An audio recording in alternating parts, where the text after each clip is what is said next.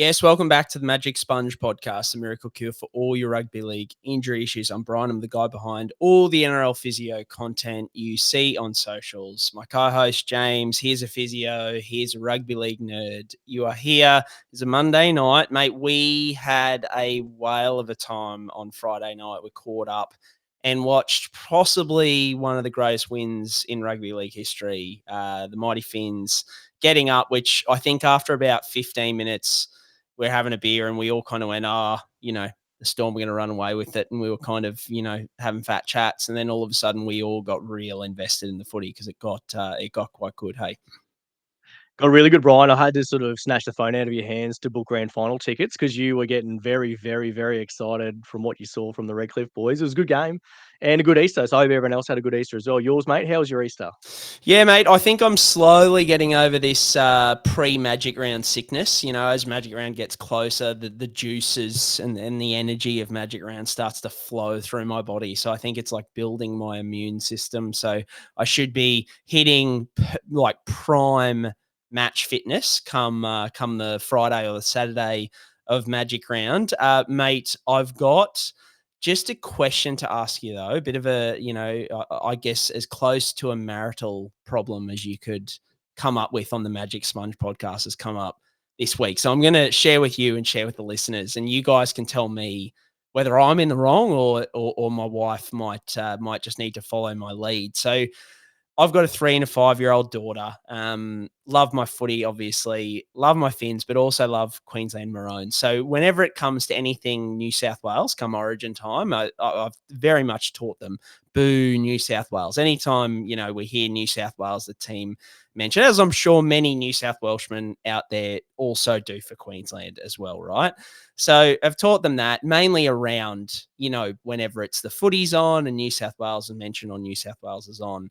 But my wife comes to me over the weekend and she's like, look, I think we might have a bit of a problem that we're going to have to address. I was like, oh, what's that?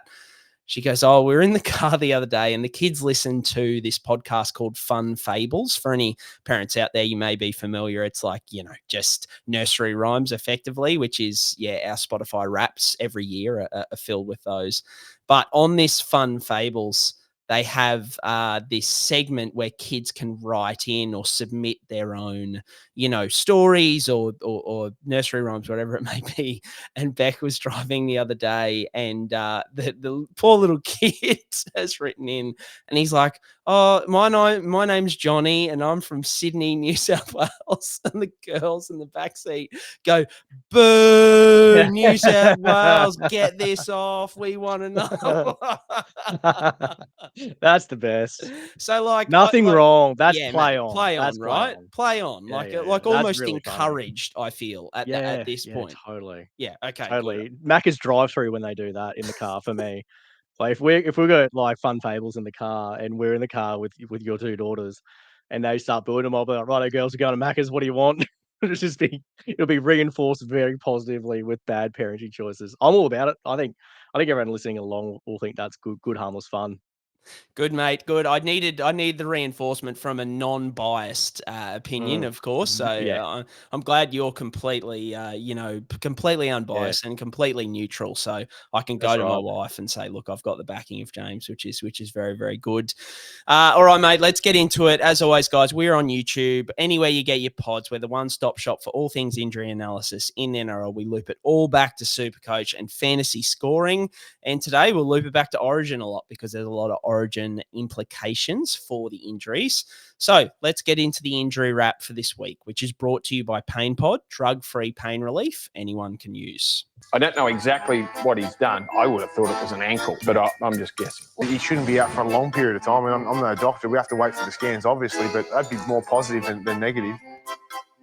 Let's do round 7, Brian. This is a huge weekend of stuff to cover off with a lot of fantasy implications with it. HIAs to begin. So Jakey Turbo, Lockie Hubner, Luke Garner, and Hamish Stewart are the names on the list here. I think they're all in the protocols now, Brian, aren't they, those guys?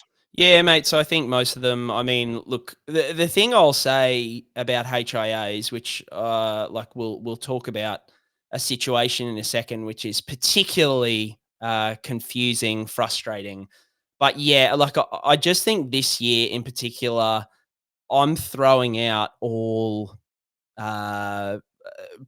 rulings, guidelines, criteria around these HIAs, because like we've just seen so many things happen this year where you look on field and you're like, oh yeah, that guy's stumbled all over the place. He's definitely going to fail his HIA, and back on the field he comes. And then we've had guys who've failed HIAs, had stumbles, those kind of things. And then we've had, dispensation applied for, and then they played the next week and all this kind of thing. So look, I think HIAs are just a total crapshoot at this point in time, in terms of like, if you've, particularly in around SuperCoach and fantasy and those kind of things, if you've got a player who's failed a HIA, I wouldn't count him out for the next week. I just wouldn't, because we're just seeing that there's a lot of variation around the pretty strict protocols that we've seen in the past. So these guys at the moment are supposed to miss next week, but that there's nothing set in stone there, and I'm going to keep that position with most of my players until something changes, because at the moment it's a bit of a nightmare.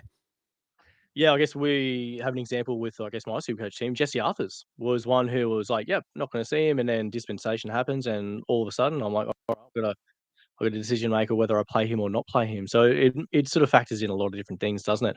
All right, Brian, we will move on to the first game of the round, which was Dragons v Manly. A lot of names out of this one. So pre-game, Lachlan Croker was ruled out with further knee surgery, actually. So that was sort of close to when he was meant to return, but he's been ruled out for longer with extra surgery there. Max Feagai was a ankle fracture and probable syndesmosis injury out of that one as well.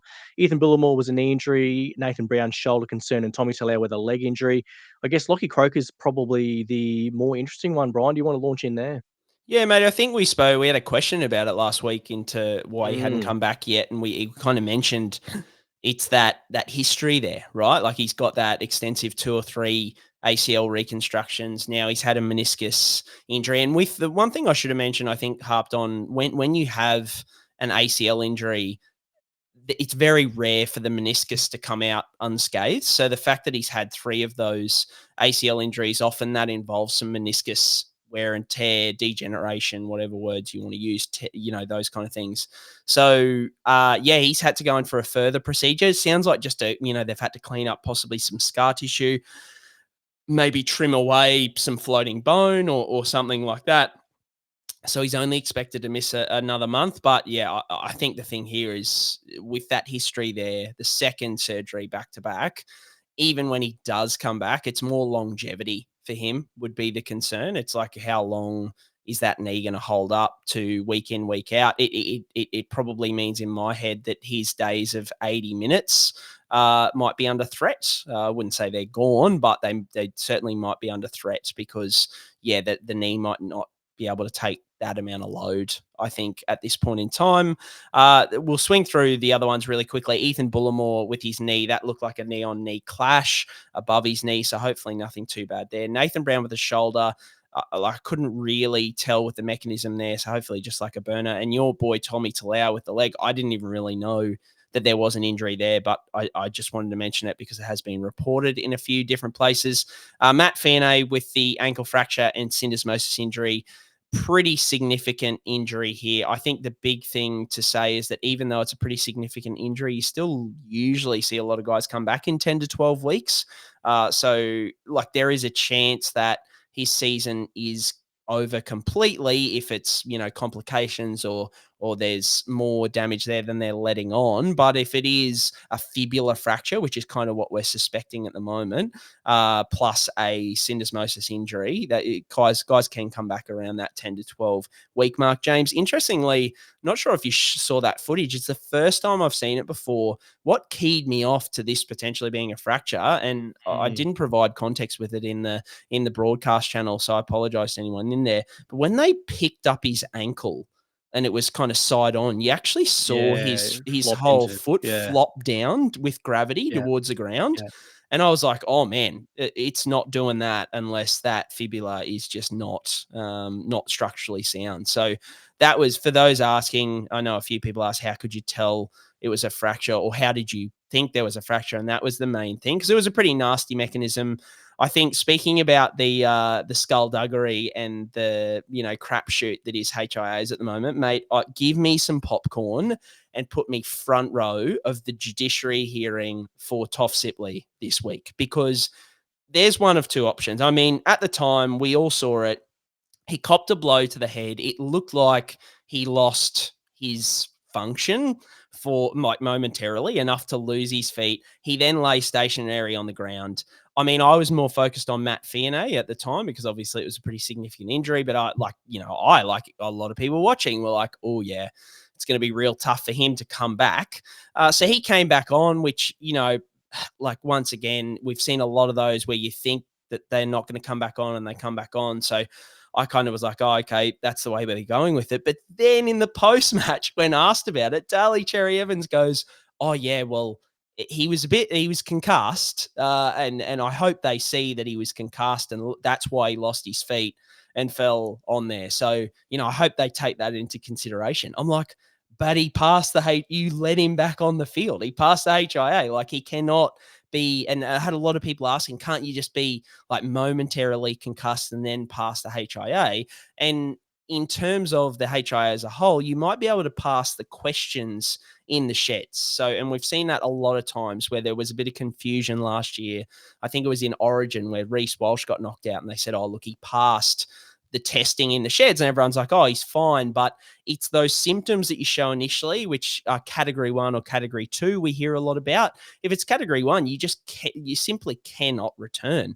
And I mean, if he was at the point where he lost control of his legs, he couldn't keep his feet on the ground because of a blow to the face, that is loss of function, motor incoordination, which is a category 1 symptom. So I think at the judiciary, they've got one of two options. Either A, they kind of sit there and go, yeah, this is a bad hip drop, we'll take our medicine. And I guess he sent straight to the judiciary, so you don't really know whether they would have just taken it anyway. But the argument of like, no, he was actually concussed, but we passed him on the HIA, we're clear with the footage, we didn't think it, and we sent him back on, like that would just make such a mockery of the HIA as a whole. Like we've spoken about the limitations that the HIA as a system has, being so subjective. But yeah, if your argument is, oh, our player actually was concussed or knocked out, that's why he hip dropped, but then we let him back on 15 minutes later, that is just horrible messaging for the game. So yeah, like I'm going to be really interested to see how it goes. And I think my overall approach to these, sorry, I'm getting on a bit of a rant, I'll quickly finish up here, is that I think a lot of the approach has been that we're hiding the doctors, or we're not talking, the NRL isn't talking about the explanation for these things. So the Toff Sipley thing, the Jesse Arthurs thing, there was Matty Nicholson the week before who stumbled and passed his HIA. And it's just don't ask, don't tell. It's like we can't talk about it. I just think I understand protecting the doctors, but I don't think the doctors need to face the music. I think somebody needs to come out and explain to people who are watching who don't maybe have a full understanding of what's going on. And that includes me, because I don't know what's going on by looking at some of these things. I think there needs to be an explanation, because otherwise people who are involved in the game, and this trickles down to the grassroots as well, people are confused as to why these players are going back on the field after copping a hit to the head and stumbling, or getting dispensations to return the next week after showing what an independent doctor thought was category 1 signs. I'm not sitting here, do my legal thing here, James. I'm not sitting here saying anyone's doing anything untoward, but we just don't know because no one's explaining it to us. So I think that is really important. But yeah, look, sign me up for the Toff Sipley live stream into the judiciary. That's for sure. 100%, Brien. Put your suit and tie on and just dial in remotely from Zoom. I wonder if they do a Zoom link to the judiciary. That'd be a loose thing. You might be able to get in with one of the journos. Maybe get a journo pass into the judiciary session, because I think either which way it goes, it's either going to be, oh, he was concussed to the point where he lost motor coordination, so he didn't hip drop him intentionally, or there was no, we'll downgrade the hip drop, or but with that, it goes, well, actually, this guy was legitimately concussed and he somehow passed his HIA and went back on the field. So I think either which way, it's going to be pretty funny to see what happens from a viewer perspective. But you're right, it does. Again, we've said it many, many, many times. It creates more questions and answers with this stuff, which is not it's rugby league 101. We love making stuff more complicated than it needs to be, but we probably should just try to clear this up and make it easier for everyone at all levels of footy. So that would be my takeaway on that. Next game was the Bulldogs versus the Bunnies here. So big names, Cam Murray.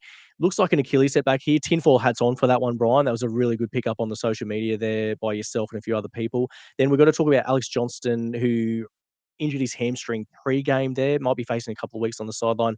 And then Jack Todd from the Bulldogs there with a broken arm. And he's had multiple arm fractures in the past, I believe, Brien. So he might be a guy we can start off with, I think. Yeah, I think 8 to 10 weeks for him at least. It could be out to 12 potentially, just because the repeat fractures. We've spoken before about that. When there's a plate, if it gets hit on the edge of the plate can dig into the bone. The plate obviously being harder than the bone, it just makes the fracture risk around the edge of the plate a little bit, more increased. So yeah, he's going to need another plate put in, a bit like Ryan Pappenhausen from last year, probably a longer plate to cover both fracture sites from the old one and the new one, just to give that extra support. So I thought he played really well off the bench for the Doggies. So really disappointing there. And just shows you he had the whole Petro Civoniceva arm guard on as well, and it just wasn't enough to protect him. So real bugger there. Alex Johnston with the hamstring, that there's a bit of conjecture as to whether that happened at training or in the game. Another hamstring injury for the Rabbitohs at training would just be alarm bells. So potentially I think he had a minor issue at the end of the game is what they're saying, and that's kind of extended through. The main thing with AJ here is he's had several hamstring injuries in his past. He's also a winger who relies heavily on top end speed and those kind of things. So I can't see them rushing him back. I think, while usually next week would be best case scenario, his re-injury risk, even if he does come back, would be quite high. So I would be more betting for potentially Magic Round for him. And then, Cam Murray with the Achilles setback, mate. The first thing I'll say is not to give my own horn a bit of a toot, which I don't mind doing. But if you're not in the broadcast channels on either Instagram or Facebook, jump in, because we're getting all tinfoil hatty up in there. Like, we're really diving in on little things that we pick up, whether it be, news that I get off the record that I can, share informally in there, early injury news, or things like this, because we saw that on Instagram. Weird how you pick this up, but Cam Murray was on his story. He was sitting back with a cast plaster on his leg, and he still had a mobility scooter, which says that he's not putting weight on it. Now, for anybody, an Achilles repair protocol is usually, you need that for the first couple of weeks. But then you go into a boot, you what we call weight bearing or partial weight bearing, or weight bearing is tolerated. So in other words, how much can you tolerate? If it's sore, back, if it's okay, kind of push it from, anywhere up to that kind of 4 to 6 week mark. And then from 6 to 8 weeks, you're really starting to progress that weight bearing to the point where I find a lot of surgeons are taking off the boot at 8 weeks, 8 weeks out of the boot and let's get you going.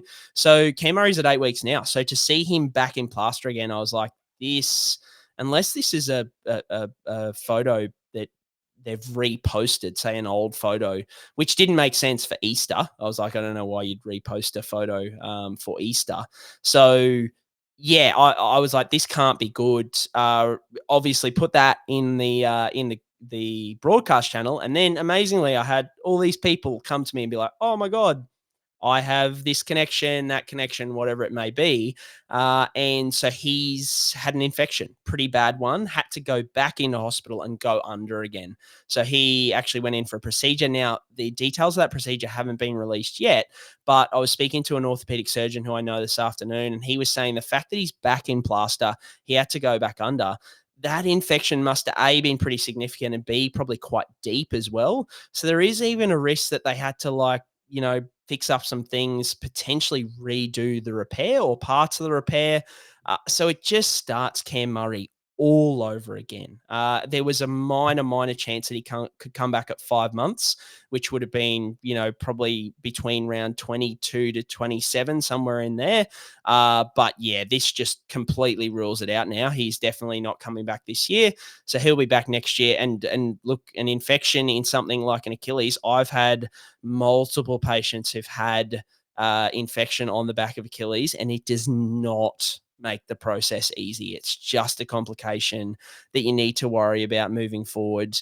All of them I've not had fun with the wound healing in particular, which slows down that kind of early rehab process of getting things going again. So it's just not a good situation. Thoughts with him, obviously, but I mean, from a footy perspective, I'm even a little bit concerned about how his performance is going to be next year, James, potentially with a bit of a topsy-turvy rehab process early on. What did you take away from all of that today? Yeah, really bad luck, for one, getting an infection post-operatively, because it doesn't happen that often. They're not super common, but you're right, if they do happen, it's bad news, that's for sure. So, it delays your ability to, I guess, for people that aren't aware, oftentimes with Achilles protocols, like rehab protocols, that is, they'll put your foot in like a toe down position and then they'll gradually progress your weight bearing status.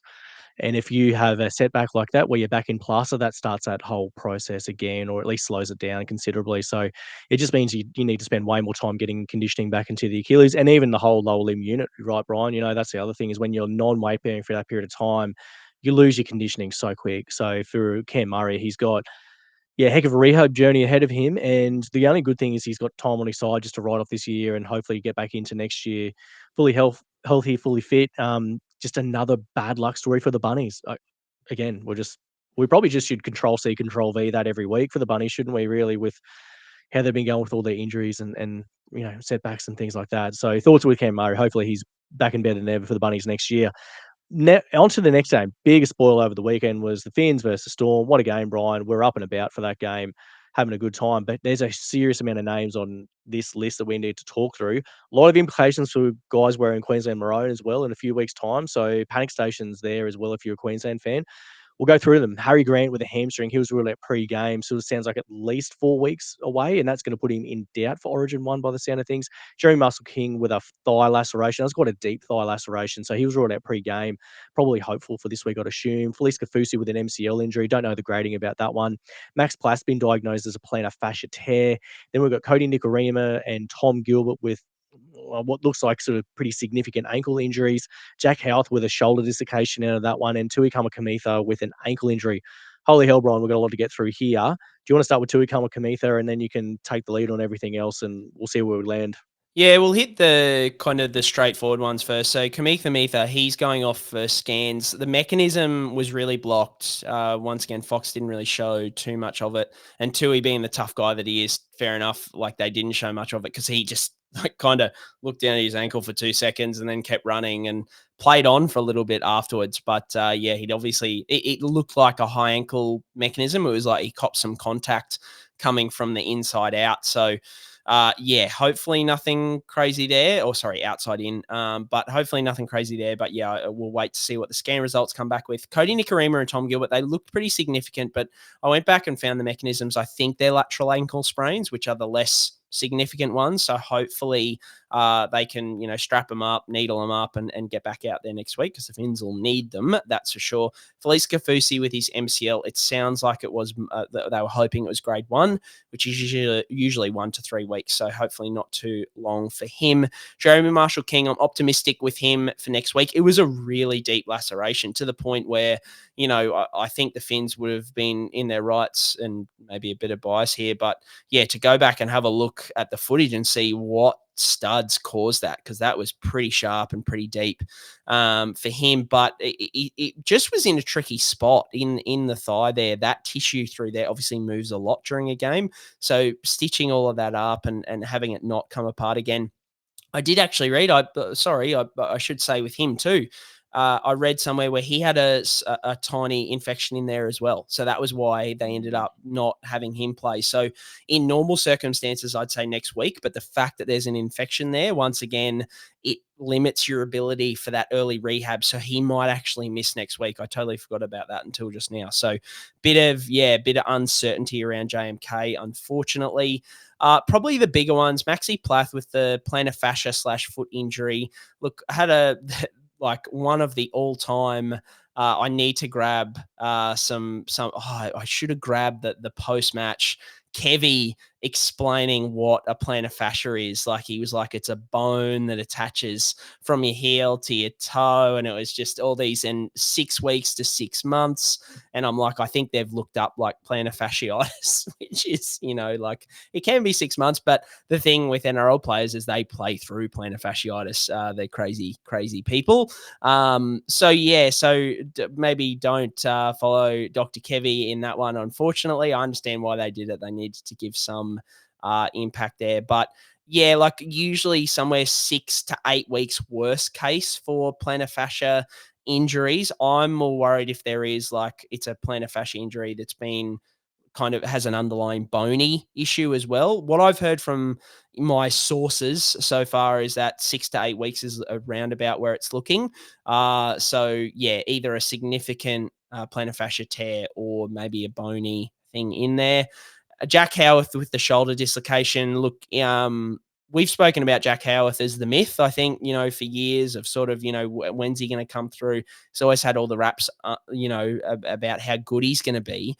A big reason he didn't get the debut was because he had recurring shoulder issues. I found an interview with him in 2023 where he's like, I was going to have shoulder reconstruction surgery, but I put it off because I wanted to be 100% for the start of the Storm preseason. And then that led into 2024, where he obviously, had a bit of a better season and those kind of things. But effectively what I'm saying is there's obviously or potentially some underlying shoulder instability issues there. It didn't take much. It was a bit of a weird mechanism. I remember we were on the beers and looking at it from across the table off a little iPad screen, but we both kind of said, oh, it looked like elbow initially was the mechanism, but it turned out it was shoulder. So they're going to try and delay surgery with these.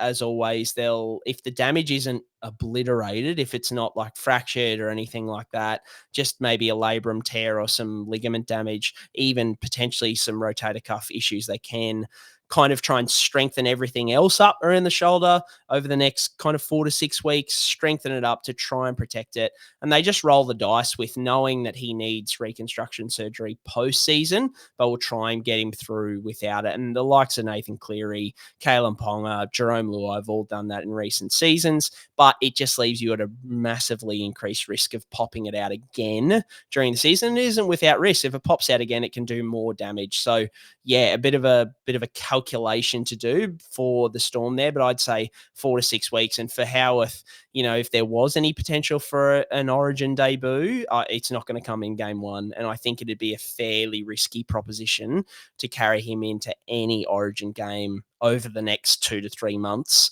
with a shoulder that's a ticking time bomb, James. We'll use the ticking time bomb one there. But the big one, mate, Harry Grant with the hamstring. Now, the thing I will say is that Craig Bellamy said 4 to 6 weeks was his initial thing. But then the Storm came out on their website and said he will miss at least the next 2 games. Now, that was post this week. So that means for me, he's going to miss at least round 8 and round 9. So it leaves potential for a round 10 return. In terms of his chances, look, he is a hooker, so not as much like high speed. He still does like to scoot out dummy half, obviously. He's had a hamstring issue in the past, but it was a couple of years ago. I'm not super concerned about him in the grand scheme of things, but I think he is definitely at risk of not playing before Origin 1. I think personally, from a SuperCoach perspective, I think he's a trade out because I think in a pretty crappy position like hooker, it's a lot of money to have sit there. And then if he is fit, he's probably going to play Origin anyway. For Origin purposes, I think he's a real 50-50 proposition. But for SuperCoach purposes, mate, where are you going with him? Do you think he's a trade out? And if he is, who would your best options to trade in be? Best options at hooker feel yuck, Brien, don't they? When you look at them overall, I think probably the one that's head and shoulders is kind of Watson, but then he's a definite trade out before the Origin period rolls around. So I guess, do you want to trade Connor Watson in for a short period of time? I think the other best bets are Wade Egan and Cam McInnes are probably the next two in a tier themselves there. I think James Kay's just after them. If he's missing this week, he probably takes a little bit of a hit there. But the other ones are fairly uninspiring, aren't they? I think Reece Robson's well priced, but again, he's probably a pretty good shake for Origin as well. Blake Brayley's probably that little bit lower, but again, he's probably not going to have the ceiling that some of those other guys are, but he's an 80-minute player, so you plug him in. Is that worth a trade at this point in time? I don't know. I think you're probably better off trying to shoot the lights out at centre wing and fullback to try and get your team going big there. If it was me personally, like, I'm pretty happy. I'm not a Harry Grant owner, but I'm pretty happy to roll with Sandon Smith. If I've got him at 9, pretty happy to roll him there for another couple of weeks until maybe someone else emerges or we get a bit more clarity about what's going to happen at Origin. I don't think Laurie Daly's promised Reece Robson that hooking role as well. So I don't know if Laurie Daly, he might have a different set of eyes. He might look at someone else that he thinks that's probably a better fit for us. But Reece Robson played very well there last year. He's probably priced a little bit unders this year. I think he's dropped about 100K from his starting price. So he could be one coming off the bye now for the Cowboys. It could be worthwhile just locking down an 80-minute spot. Any thoughts on hooker yourself?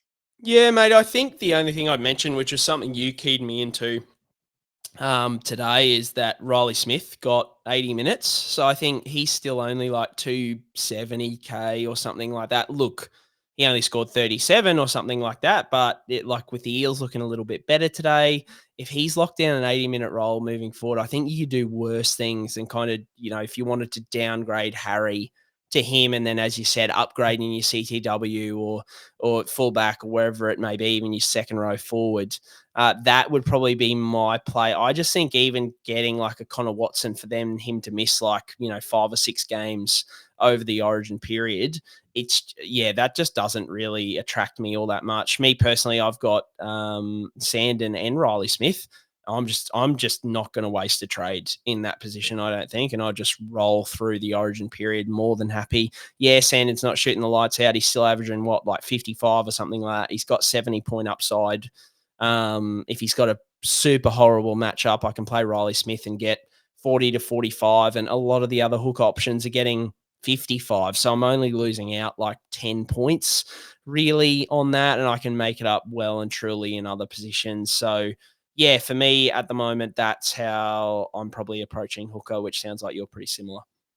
Yeah, very similar, mate. I don't think it's really worth spending a huge amount there, to be honest. I know you need to start one in your 18 every week, but I think Sandon Smith's not a bad sort of backup plan if you're humming everywhere else would be my call.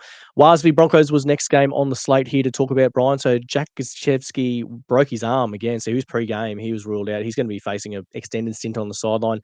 Then Reece Walsh has a PCL injury in his right knee. That was on basically the first hit up he took of the game. And Aaron Clark has been reported as a lower leg injury there. Any updates for Aaron Clark there, Brien?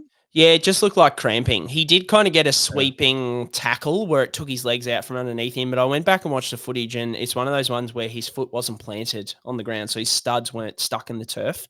If the studs are stuck in the turf, big problems. But the fact that he kind of just took his legs out from under him, and it looked like it was just cramp, so I don't think anything too crazy there. Jack Goz, another broken arm, so a bit similar to Todd from earlier in that, 8 to 10 weeks, and just the plate needs to go in and be longer.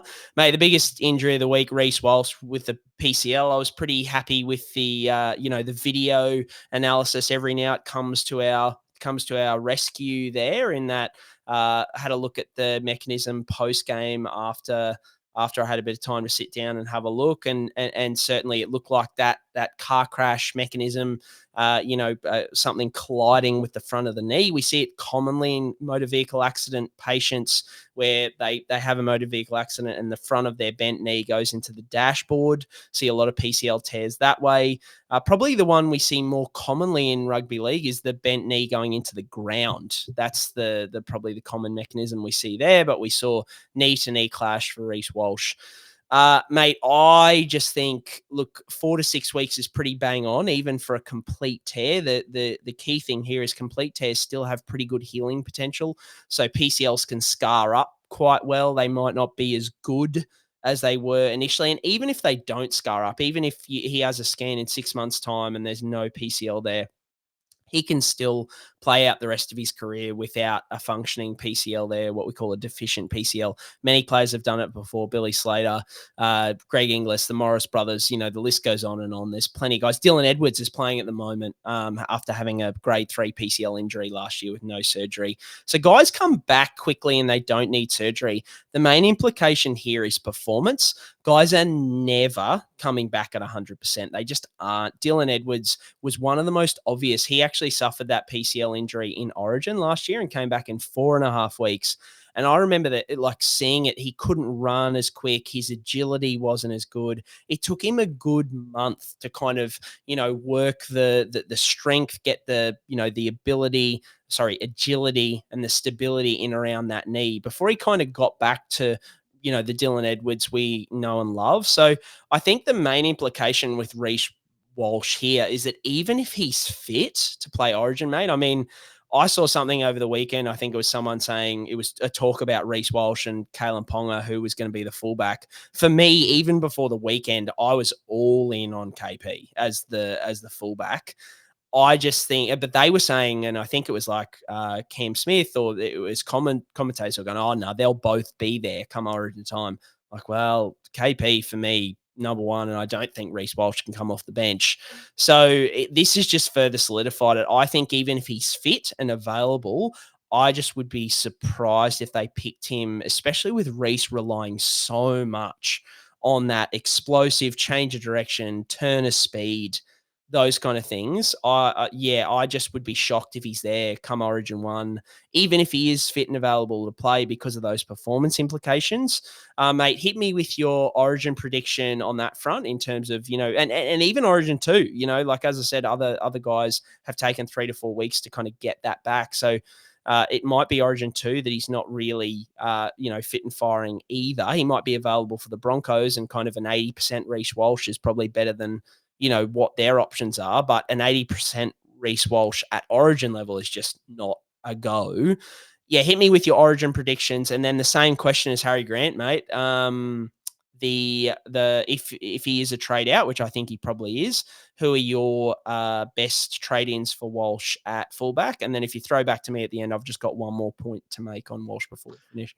Yeah, sounds good. So Origin predictions, I agree with you. KP's head and shoulders at the moment. I don't think you can take Reece Walsh into game 1 or game 2, and I don't think really taking a fullback on the bench worked out from that well in game 3 last year. So I think they'll probably do, the hooker options with Harry Grant and either Ben Hunt or maybe Tom Dearden, maybe in that 14 role as well. I think it's how they'll set up. In terms of who are the best options at fullback, I think you go up to either Tedesco or Drinkwater are probably your 2 best options. If you need to go sideways at price, you probably can go to Connor Tracy, which I kind of don't mind, Brian, because if you can sub him in for Walsh at fullback and then flip him to centre wing and then go up again to a different fullback, I don't mind that setup. I think Connor Tracy's averaging about 60. Bulldogs are humming. I think you can do worse than Connor Tracy there in the dual position. He'll have his weeks where he gets a couple of attacking stats and looks good, but the work rate's there. The Bulldogs are flying. I think Connor Tracy's been a little bit slept on there, to be honest, Brian. So they're probably my 3 favourites, I'd say. You can list a few more than that, but if I had to list 3, they'd be my 3, mate. What are the other things you wanted to mention just before we move on? Yeah, mate, I'd just say it's a good call on Connor Tracy, mate. Lowest score of 53, a couple in the... Oh, sorry, no, he did score 36 last week, but, he's got a score in the 90s, scored 80. 36 is his floor, right? That's all right. base. That's okay. I'm happy to wear that. Oh, mate, absolutely. So, yeah, I think that's a great call. I was just checking it out. I think he's about, I don't know, he'll be about 570, I think, when it's all said and done. He hit his break even this week, so he's not going to gain heaps of money. So if you do need to go straight sideways at around that 600 grand mark, I don't mind Connor Tracy, to be honest. I think he could be a pretty good play. I mean, the big vibe he call is Jai Great, fullback for Queensland. I mean, look what he's doing at the South Sydney. Imagine you put a maroon jersey on him. He could just be superhuman. He could just be an absolute freak show. He run for 500 metres, mate. Oh, yeah, minimum 600. Let's put that out there. Most meters ever gained in a game. He's just got that much Queensland spirit coursing through his veins, I reckon. Mate, I completely agree. So my main thing I wanted to say, which I missed on Reece Walsh, because I had heaps of people asking, did he make it worse by staying on? Could it have been a 1 to 2 week injury? Very unlikely. I mean, I didn't go through and watch every individual involvement of Walsh to see, but that mechanism was, when you slowed it down and zoomed in, it was brutal. So more than likely what happened is he either completely tore or really tore it then. And look, people knock Reece Walsh all the time. He stayed on till the end of the game after the first, and most of the damage, if not all of the damage, would have been done in that first hit up. Now, it's not unheard of. We've seen Nathan Cleary in a grand final played out the final 10 or 15 minutes with a grade 3 PCL. There's another guy who's got a grade 3 PCL who didn't have surgery. Dylan Edwards finished. Oh no, I think he might have come off just before full time with New South Wales. So it is something guys can play through at times, but it takes toughness, and that was tough from Walsh. But yeah, more than likely happened in that first hit up rather than made it worse throughout the game. Yeah, love that call, mate. I think that's a really good point to make on Reece Walsh there. So no other points to make out of that game. But I guess, the interesting thing is he's got a torn PCL. He can still roost the ball 60 metres on the full to kick it dead in Golden Point. I mean, like pretty tough areas by Reece Walsh. I mean, everyone will give him shit for the brain fade, but honest to God, like that's pretty unreal how good he kicks it off the tee. Even though it didn't really work. Maybe out in his their favour, but tibia, anyway. his tibia like translated more as he kicked it, Just mate. Gave him just extra. launched it. Yeah, don't know. Just I just thought I'd make that point as well because everyone's like, oh, how hurt was he? Well, very hurt. And he's still able to kick it dead off kickoff. It's pretty amazing, really, when you think about it. As much as it like pretty much cost them the win, but pretty unreal, like superhuman strength achievement and toughness achievement, I would say.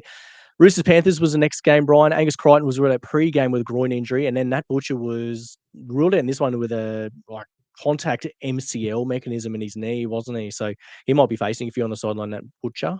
Mate, a great social experiment here by me in that I was just sick of saying like hip drop mechanism on hip drop tackles, so I just didn't for this one because I'm like, I just don't want to hear about it because it was one of those ones where yes, it wasn't the word like it wasn't your textbook like grade 3 hip drop tackle where he twisted, lost his feet, all those kind of things. It was one on the border, and it's a bit like a high tackle that glances up off the ball and then hits the guy in the face. It's not the worst thing in the world, but it still kind of fits a lot of the criteria for one of those things. And that the big thing I'll say once again about hip drop tackles, not all of them are like chargeable, just like high tackles. Not all high tackles end up in charges. So I see a lot of people say, oh, it definitely wasn't a hip drop because it didn't end up in a charge from the match review committee. But like some of them are just hip drops that aren't that bad. They're hip drops that deserve a penalty, maybe go on report, but it's not that bad. And I'd say I was a bit surprised that they kind of came up with, I would say that the injury had a bit to do, the severity of injury had a bit to do with this one. But the social experiment was I didn't mention hip drop mechanism in this one, and all of the comments were hip drop tackle. Whereas when I mention hip drop mechanism, it goes the total opposite way. That wasn't a hip drop. What are you talking about? So holy crap, it is fun place. The internet sometimes. Yeah. Oh man, it's good stuff. So with his MCL, yeah, like I'd be thinking moderate to high grade is certainly what it looked like. Another question I think from a few Panthers fans I've had is, could he have made it worse by staying on for 7 or 8 minutes kind of afterwards? Saying it's not that bad, and the tackle from Kenny wasn't that bad, but yeah, I think the damage all came, like the amount of force, or you can actually pause it and see how much the knee collapsed in off the back of Kenny's contact. Now, once again, not the worst hip drop ever, but it was a fairly significant collapse inwards, and that's all from Kenny's contact. So it all would have happened there. But he'll be facing, I think, at least 4 to 6 weeks, but potentially, 6 to 8 weeks if it is that high grade. And then Angus Crichton, it just sounds like a niggling groin issue that he had last week. He was hoping was going to be okay for this week, but wasn't. Groin injuries can linger around a little bit, but I think he'll be fine. If not next week, then the week after, and then going into Origin as well. Good call, Brian. Titans versus Raiders. David Fifita, hamstring injury. This was pre-game, wasn't it, Brian? And that's been reported, from what I can gather, in about the 4-week range. So that's bad news for people that were getting keen on David Fifita this week. The other one that's a big name, which was ruled out pre-game as well, is Jaden Campbell at the 6th position. So he's been ruled as a syndesmosis injury, not requiring surgery, I don't think, at this stage, Brian, is he? Yeah, mate. So Des said post game. Now here we go. This is where the beauty of injury reporting. The Des Hasler smother, right? Yeah, just so good because pre-game he said he's got a syndesmosis injury. We're gonna have to get some scans on that, but it might be a week or 2. Effectively, is what he said pre-game. Now, that was on Sunday. For the record, I know that Jaden Campbell got scans on Saturday, right?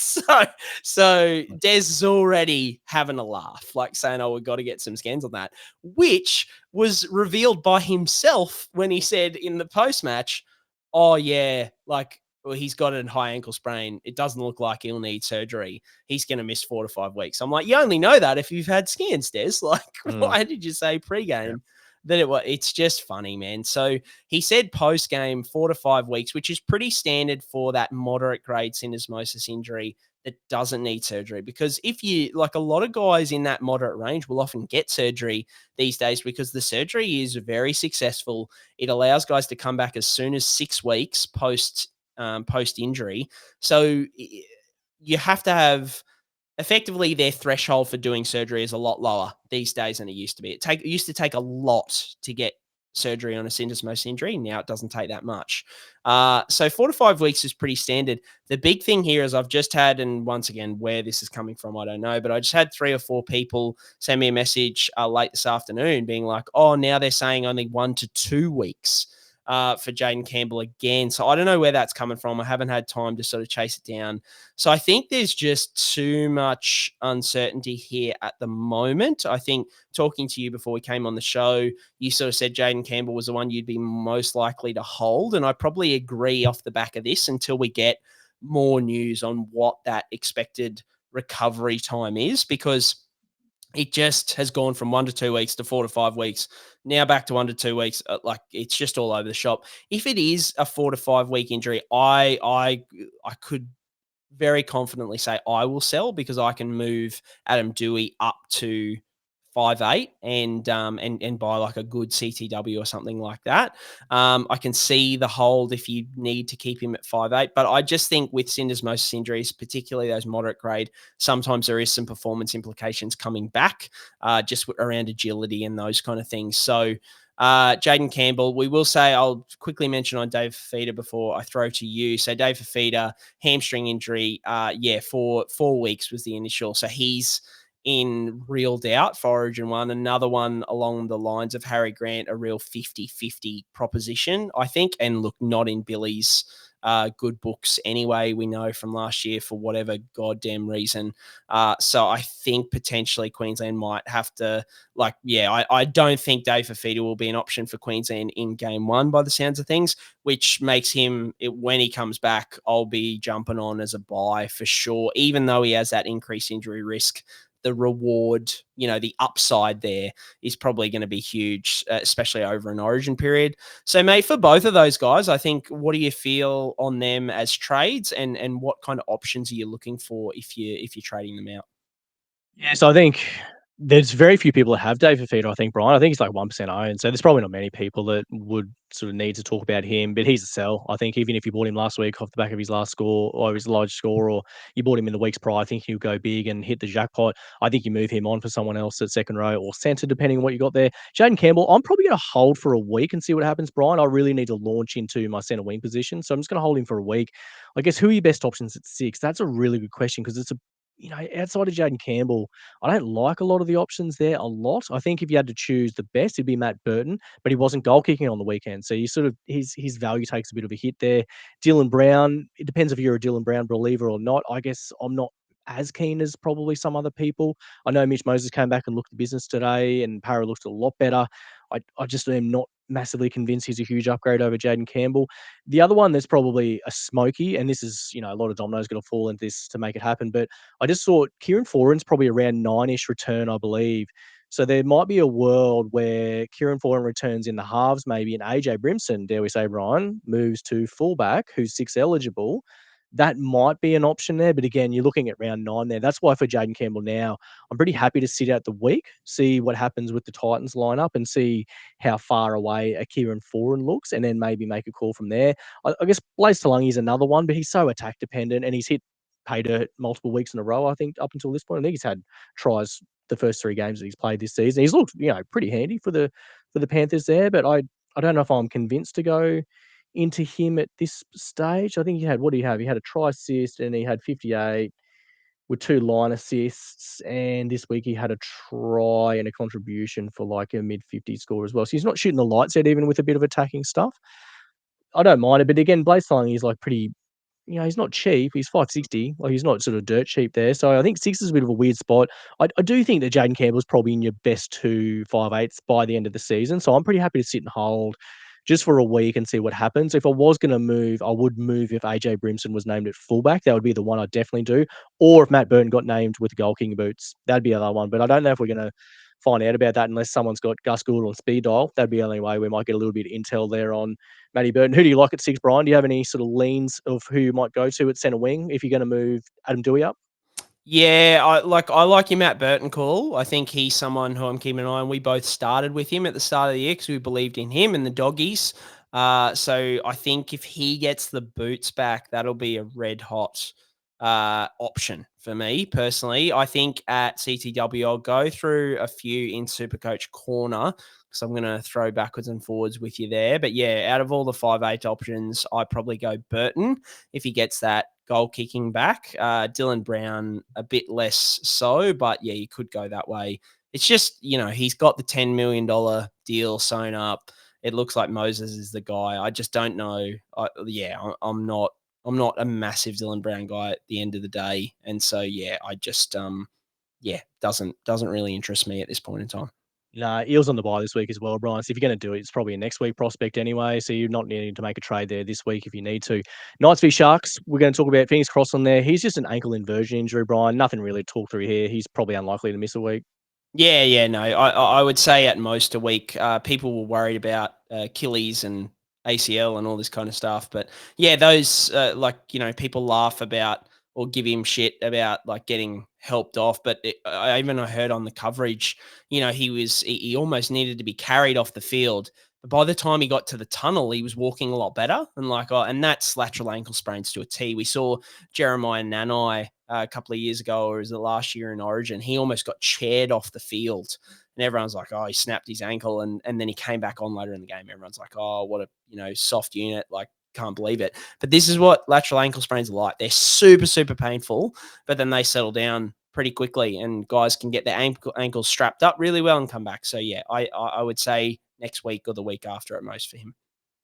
Last game of the round was the Tigers and the Eels. Sean Lane he was talked about pre-game as a ruler. They're taking extended leave from rugby league, Brian. Is this with mental health concerns at the forefront there? I can't find anything that sort of outlines what specifically is. Have you got any more light to shed on this situation? Hasn't been confirmed. I think Sean's been really open about his mental health in the past in terms of the struggles that he's had. So, look, we're not confirming anything on the show. I think we're both just big. It sounds like a super weak comment to say. We're both big mental health guys.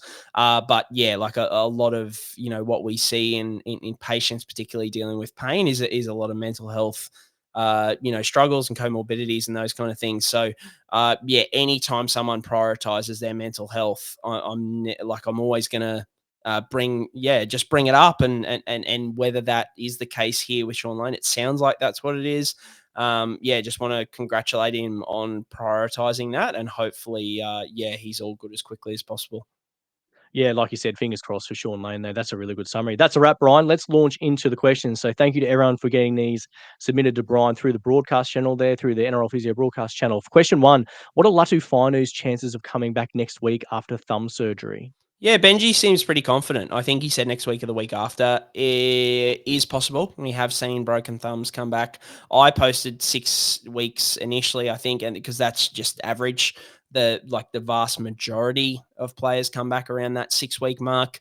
But we've seen as soon as 3 weeks. We've seen it as long as 12 weeks. So it just shows you, that range. And when clubs don't give us much detail, which the Tigers have said nothing about it until now. And obviously not, I mean this in the nicest way possible to Latu Whānu, but not many people really cared too much outside of Tigers fans. But I think with all this Galvin stuff now, everyone's like, when's Whānu coming back? So now there's a lot more interest. But yeah, it's definitely a chance. I mean, if Benji's not bullshitting, then next week or the week after is definitely doable. And there's a cheapy option at 5'8" for you, mate. I think he's under 300K. So if he comes back and does all right, that could be a good downgrade option.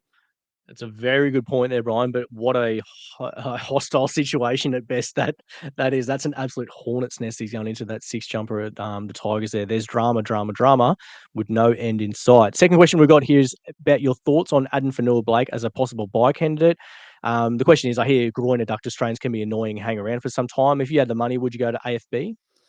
Mate, I'm just having a look. Like, he's just not someone who I'd prioritise at this point in time. I just think there are other options. So, what did he score? 76 this week, and he had a try, I think, as well. So, yeah, like at his price, mid 600s, he's just not a guy. Well, high 600s, really. I just think I'd rather, like, even though he had a bit of a poorer score on the weekend, like a Joe Tapine, for example. Unless you're really, really desperate to spend some money there, I just let it go for a couple of weeks and see his base and power kind of tackle bust, those kind of things go back up, because I think they're a bit down over the weekend. So not for me. What about you, mate? Well, I don't mind it. I just want to get him a bit further removed from the groin injury, which I think was last week. I think we first reported on it. So I think I'd just like to see him a little bit further removed from that. And I think the minutes are probably the one. They're still scoring well with slightly limited minutes, but I think with the upcoming draw for the Sharkies, let's have a look at that. It's not a murderous row. Like, they got Tigers, Para, Manly, Melbourne round 11, Roosters round 12, Warriors round 14, Dragons round 15, Broncos round 16. So it's not too bad a run upcoming there for the Sharks. And we know Sharks are a pretty handy team. Like, I think they're probably one of the better teams, albeit they're not consistent. But then, there's really no teams that are real consistent apart from the Bulldogs. So I don't mind it. I think the price is probably just the point. I think if you had him in the low sixes or sub six, I'd be probably all over it. Given how deep front row is, it's a hard one to say, yeah, he's probably your priority. I think you probably want to try and find, other guys in other positions who you could use as possible captaincy options if the matchups are right, would be my thinking on that one, Brien. So that's where I go on AFB. Next question is about training injuries. Like, any thoughts as to what's happening, on the training paddock? Does intensity of training need to be dialed back for these boys to recover more? Why are we seeing more, guys pre-game rule outs with midweek injuries, I guess, is the guts of the question. Yeah, there has been a few this year. I think we'd need to see more sample size. I know that is a boring answer, but like just saying there's been a few more this year so far. We're only 7 weeks in. Like, it's very hard to go to like correlation, causation, be like, oh, the sun's sitting in the fourth quadrant or whatever, that's why, or whatever you want to say. So for me, I think I always come back to, I know and look, don't get me wrong, the intensity can go too far. Absolutely. The load is a massive part of it, and potentially NRL, high performance staff around the comp will look at their loading from this year and go, okay, maybe we went a bit too hard. But I think that, for all those people who blow up, warm-ups are so intense these days. Guys are so big and so ripped, and do they need it? They're training the wrong muscles and blah blah blah. They're training all those muscles. They're doing those warm up to prime for performance. They literally everything that they do is dialed towards. Well, not everything, because some of it is, injury prevention and those kind of things. They do have training and programs for that. But so much of what they do is so that they can go out on the weekend and win a footy game, perform at their best. So if they take that away, A, their performance drops, but B, if they're not prepared. So if the other team has been training and they're all running at 100 miles an hour and you're only running at 90 miles an hour because you've backed back a little bit, that's going to increase your injury risk as well, because you're not keeping up. Your body isn't ready for those forces. So yeah, it's not as easy as just dialing it back and all the injuries will come back. It's like those injuries that happen in training. I always say the warm-up injuries, for example, if you argue there's been a few warm-up injuries, I'm like, if they weren't doing those warm-ups, imagine the injury toll out on the field each and every week if they went out underprepared. So yeah, it's always about finding a balance, and it is a tough one. Yeah, I think better reporting probably goes a little bit hand in hand there, doesn't it, Brien? A lot of things, go get a little bit sort of like Des Hasler sort of swept under the rug sort of stuff with those sort of things. So it may all be that as well. Next question we've got is about Kale Iro. When does he return back? And with that in mind, would you still pick up Mawene Hiroti for Supercoach purposes? Yeah, so I heard he's kind of 50-50 for round 8 or 9 at this stage. He does have a pretty extensive history of hamstring injuries. So, whether like you just hope that there's no setback in the rehab process. I faded Hiroti this week just on the off chance that Iro is back this week. Like, probably turned out to be a poor decision because he earned 120 grand, and surely there's another injury somewhere over the next 6 weeks where he gets another price rise as well. But yeah, my cash is not my side's problem at the moment. It's picking the right people, unfortunately, picking the right guns to go to, because I got more than enough cash. So from my perspective, I wouldn't pick up. I think the horse is bolted with Hiroti well and truly. Well done to those who did pick up. But I think even if you haven't picked him up, I don't, unless you've missed a whole bunch of, cash cows so far, surely most people are in a pretty good place cash wise. So I don't think we're in dire straits there. Yeah, I guess if you miss the boat, he's neg 29 break even, so there's still cash to be made there if he gets another name.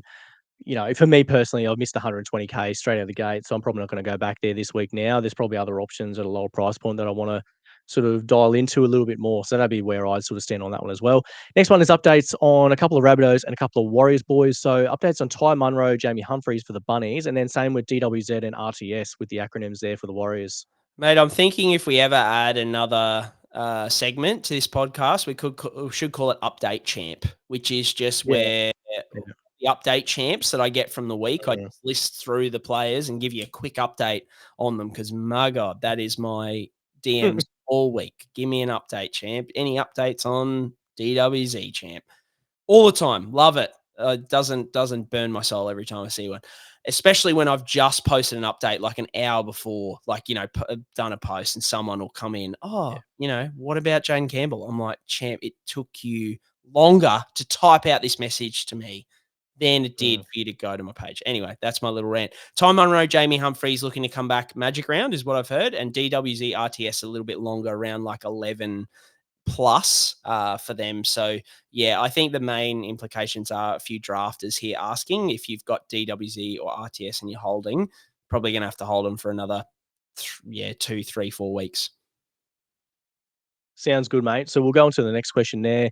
Would you jump straight on Dylan Lucas or Kale Iro if they get named next week for the Knights and the Sharks, respectively? I'm a bit hesitant on both. I think they both have, I think Dylan Lucas is either an aggravation. Once again, the reporting hasn't been fantastic on this, but it was either an aggravation or he has a history. And we know Kale Iro has a history. So for me, those first 2 weeks are going to be a bit dicey once they return. Iro, his break even, I don't think is too bad. Dylan Lucas does tempt me though. In terms of the upside and the low break even, I think if he's named this week and he's named to start, I'll be looking really heavily at him. I've got another few options, which I'll mention in a second in SuperCoach Corner. But he does tempt me, with the acceptance that there is going to be an increased risk of injury there. What are your thoughts on those two guys, mate? Yeah, Dylan Lucas, if named, he is probably at the top of my list, to be honest. I think I'll take the gamble on the hamstring risk there. Kale Iro probably not, just because of the price. I think Dylan Lucas is at 616 and Kale Iro is at 7. Is he 720? 725. So there's a big difference there in price. I really like Dylan Lucas. I think he's going to be in your end of season teams. I think he's probably, if you had to put it on paper now, he'd be at least a top 3 CT dub. So I think he's got to be in your end of year teams. I think getting him in sooner rather than later is a really good bet. Even factoring in the injury risk there would be my takeaway. Next question we've got, Brien, there is anyone that you think who is out now that might be back by Origin time? There's a few people sort of racing the clock there to prove fitness, aren't there?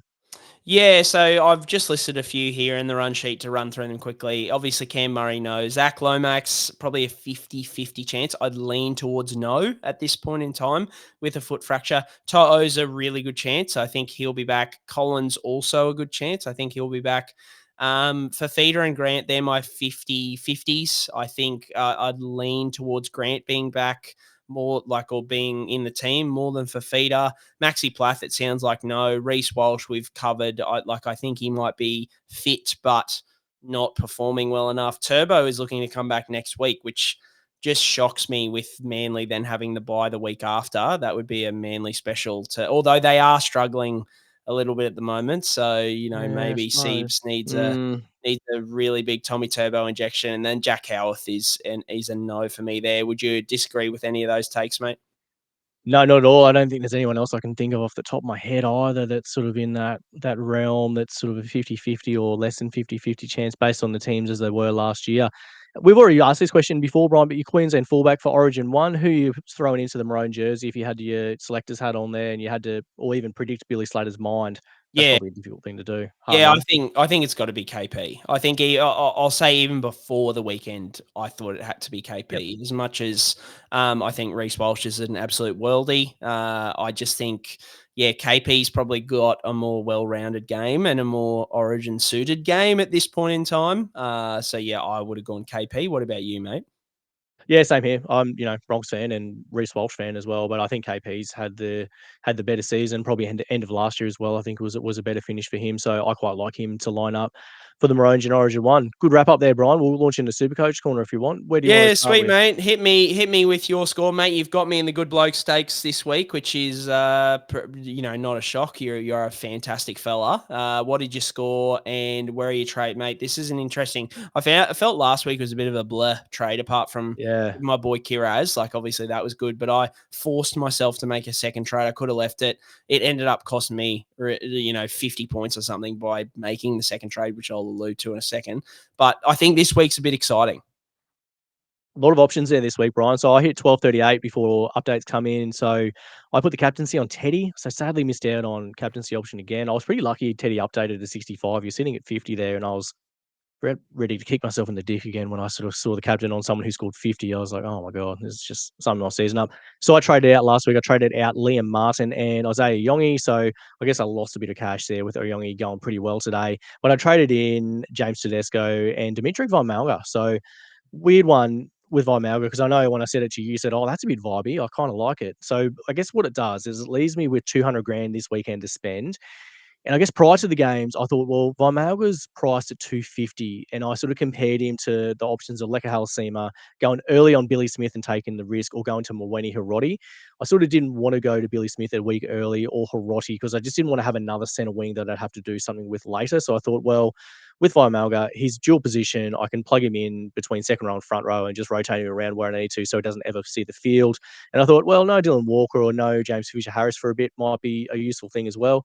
And then I saw on like one of the, I can't remember Sean Johnston's podcast, what it's called, Brian, but it's an awesome listen. And like SJ was pretty, it's a belter. Like, and I think Sean Johnston sort of mentioned Von Malga very highly prior to the start of the season or early in the season. So I was like, well, who am I to go against SJ, mate, the most vibey rugby league player since 1908? So that was where I sort of ended up. So this week I've got Jaden Campbell issues, but he's a next week issue for me, as we mentioned earlier.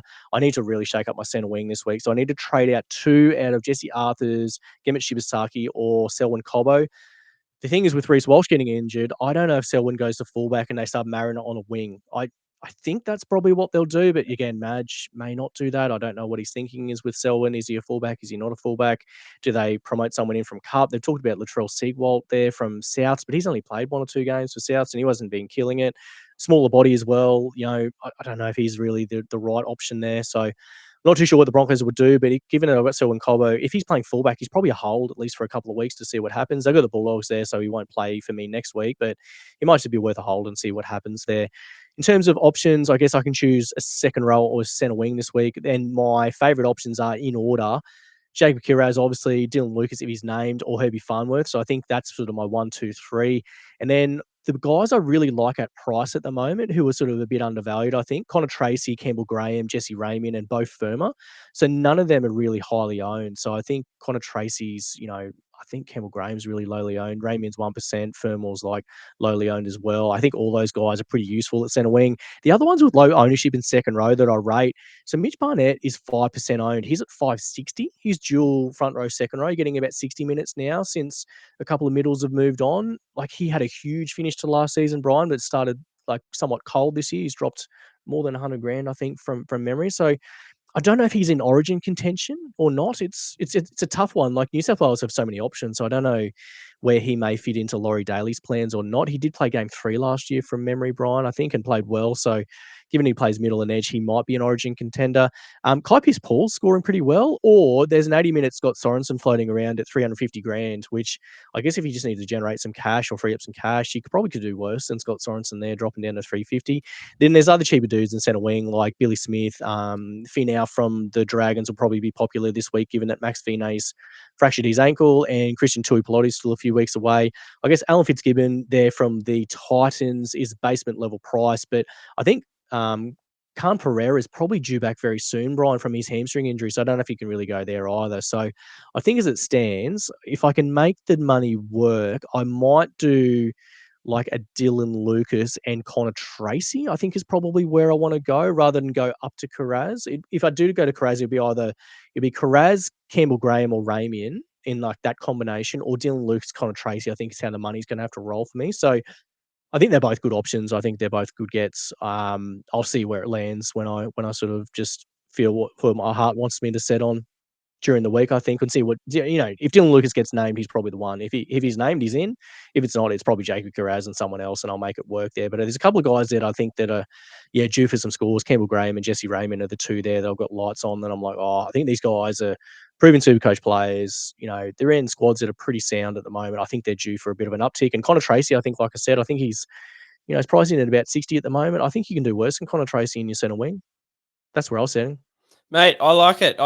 He was someone who I probably hadn't looked at all that much, but that is definitely going to make me, it's given me another one to throw in the group of guys who I want to get. So I'm 1169 is what I just checked, updated 1 point. Thank you. So I captained Paps. I brought in Kiraz, and I was bringing in Fafita.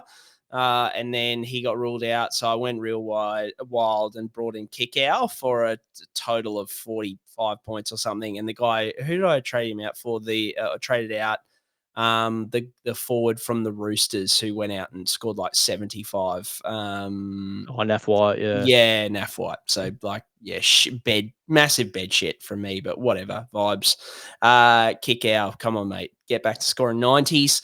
I've got 200K in the bank already. And then I think if this Jaden Campbell 1 to 2 weeks out comes to fruition, I might hold. But before I'd heard that, I had him to trade out for sure, because I can go Dewey up to 5'8". For me, if Billy Smith is named, it'll be real hard to pass him up, because you could get like a pretty solid buy coverage guy to just plug in there with a low break even. Like, I don't mind that at all. My only hesitation is having him and Rob Toyer in your CTWs when the Roosters do eventually have that buy. That could be a bit tough to overcome.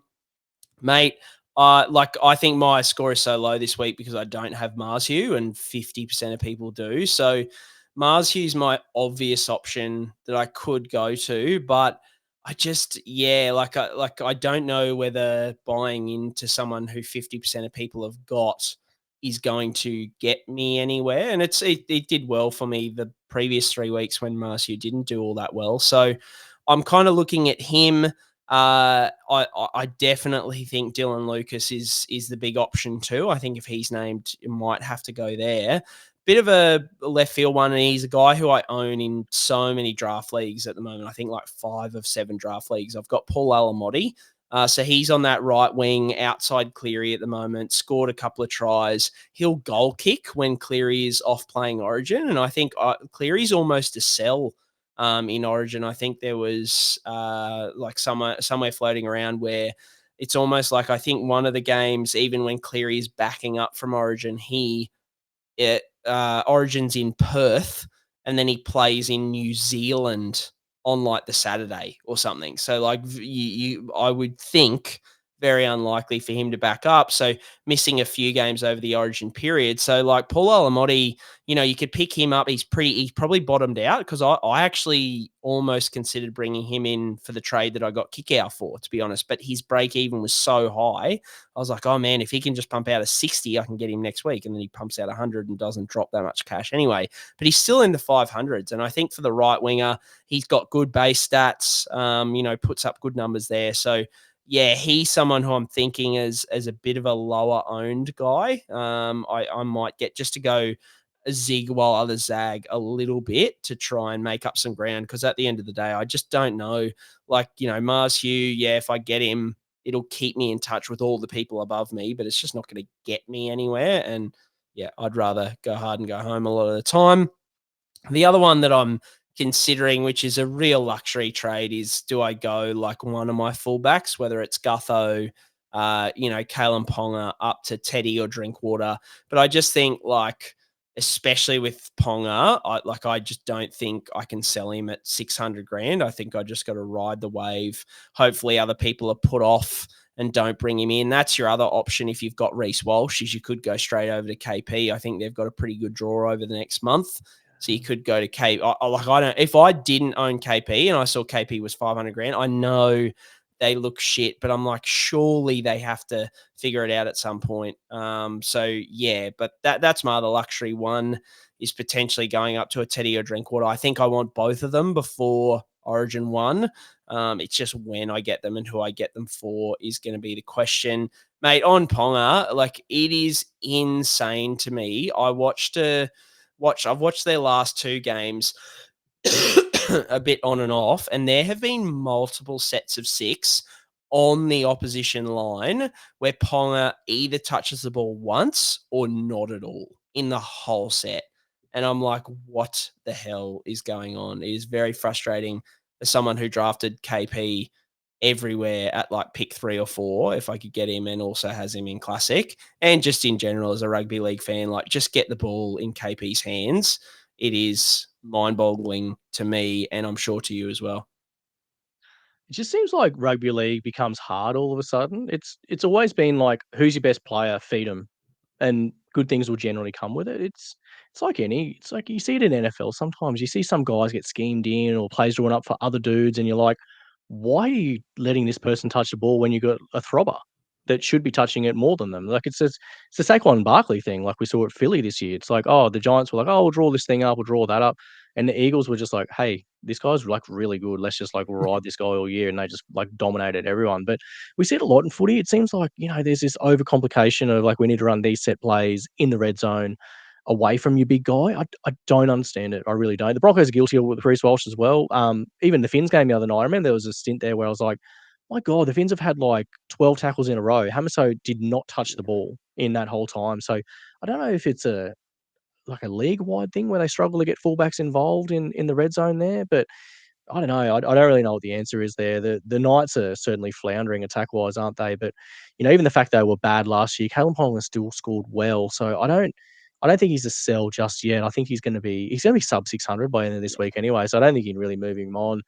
Maybe by the time it's all said and done, if you got the money, I don't mind him going to Drinkwater, because I think Drinkwater's got very good Origin coverage. So if you bring him in before the Origin period, I think he only plays.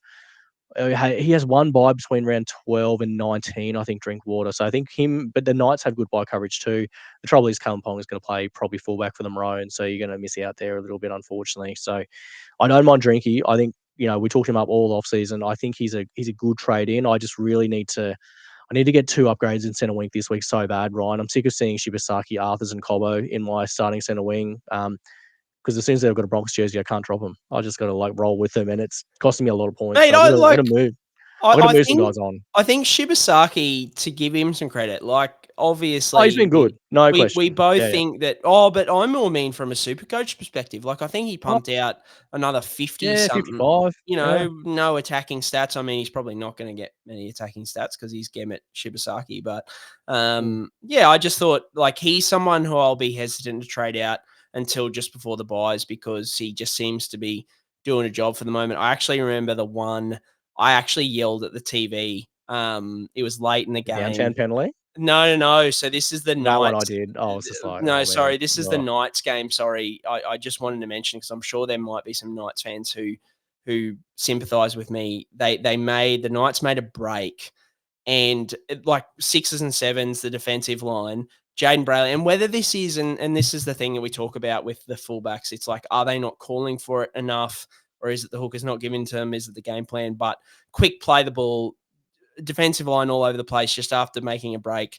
Jaden Brayley picks it up and takes like 8 or 9 steps. Like just and KP is on the right with all these guys lined up, and then Jaden Brayley takes 8 or 9 steps forward, and then eventually goes, "Oh, I'm not going to do anything." Gives it to KP, and by then it's all done. Like KP doesn't have much room to do anything at that point. I yelled. I was like, "Are you kidding me? Just off the deck. Just give it straight to him and give him the time." It made me lose my mind. So yeah, that's my my rant on KP for today. But mate, that's a wrap for this week. I think we've done pretty well time wise because that was a huge pod. Mate, another week closer to Magic Round. I'm really, really getting keen. Anyone who is coming along to Suncorp Splendor, Dad Schoolies, all of the above, and wants to catch up for a beer, just send us a message. I'm sure we'll be out and about, most likely at the Caxton Hotel anytime we're not in Suncorp. Looking forward to it, mate. Yeah, look, hopefully the Broncos can bounce back a little bit. Selwyn's going to be an interesting one at fullback, hey? Very interesting, mate. I'm really keen to see what the team list come up as. For Dad Schoolies, Brien, I've actually got a pretty cool update.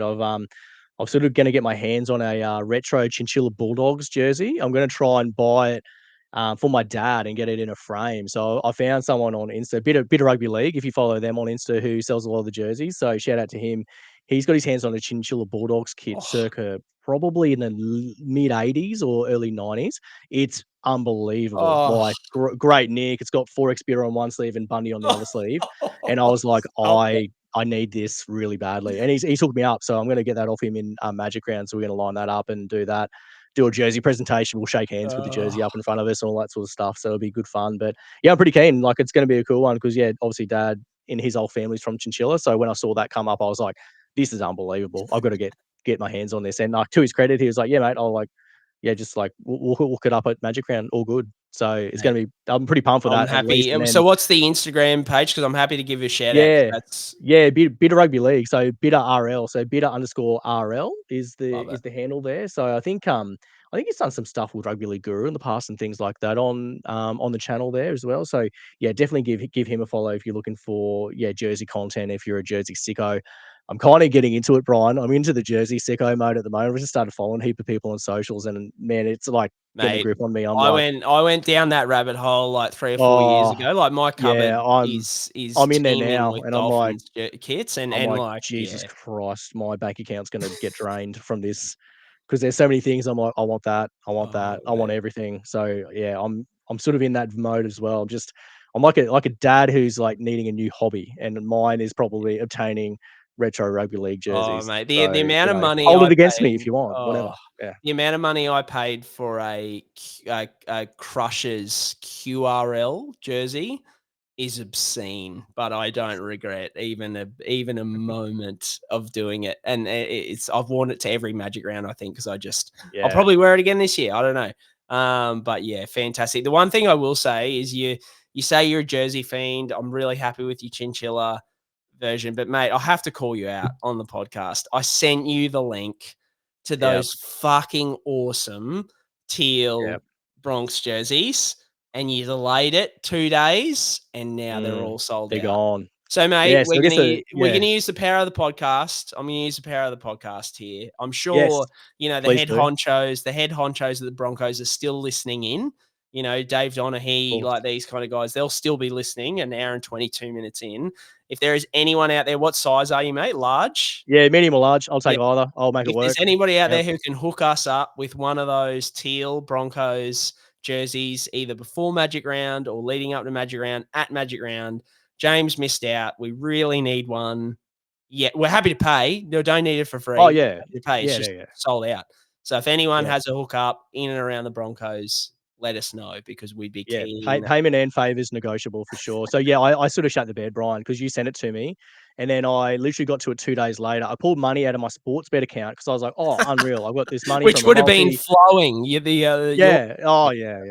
it's a moneymaker, that one, that's for sure. So yeah, I pulled out money from the sports bet. I was like, perfect, I can just put this straight in. And then I went on the Broncos fan page, and all the stuff sold out, every single size. And I nearly threw my phone through my window. I was like, what the hell? So they've gone like hotcakes. I'm just praying to God that they do like a second release or a later release. But if anyone is out there that's listening that has any sort of connection to those jerseys, please let me know. I'll do unsacred things if I can get my hands on one of them for Magic Round. Love it. Love it. All right, guys, that is a wrap for this week. If you like the pod, give us a review, recommend to a friend. As always, up the mighty, mighty Redcliffe Dolphins. Suspected